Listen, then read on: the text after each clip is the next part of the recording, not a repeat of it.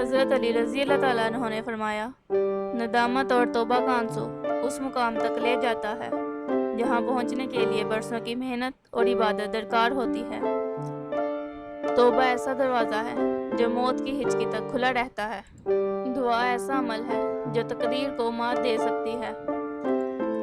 ضمیر ایسا ساتھی ہے جو ہمیشہ حق کی راہ دکھاتا ہے۔ خدا کہتا ہے، مجھ سے مکمل یقین کے ساتھ مانگ کر تو دیکھو، پوری دنیا کو تمہارا وسیلہ بنا کر تمہیں نہ نوازا تو کہنا۔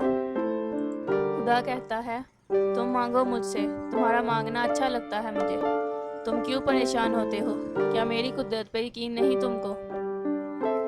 کسی کو چاہنا ہو تو دل سے چاہو، زبان سے نہیں، اور اگر کسی پر غصہ کرو تو صرف زبان سے کرو، دل سے نہیں۔ رشتوں کی خوبصورتی ایک دوسرے کی بات کو برداشت کرنے میں ہے۔ بے عیب انسان تلاش کرو گے تو اکیلے رہ جاؤ گے۔